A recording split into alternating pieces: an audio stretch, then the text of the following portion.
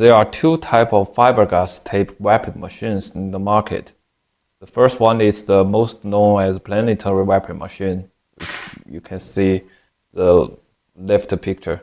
Another one is the co-axis wrapping machine, which you can see the picture at the right. Different type of fiberglass wrapping machine wrap different widths of fiberglass tape.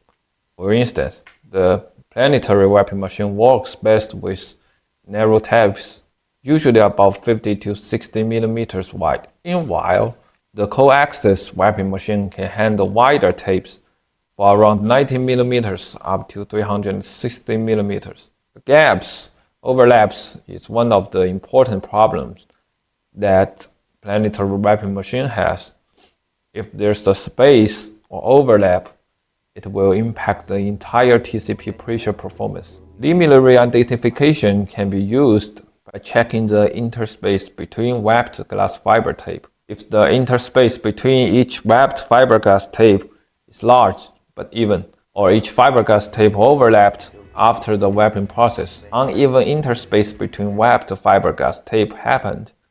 Interspace adjustment of wrapped fiberglass tape should be complicated because the pipe manufacturer will need to check and adjust each wrapping real seat.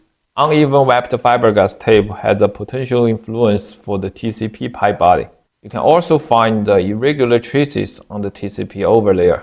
On the other hand, let's see the co-axis wrapping machine from Bentley TCP Ultra. There's only one huge fiberglass reel, which will solve such problem. Clients only need to adjust one wrapping angle. It makes the entire working process simpler than the planetary wrapping machine.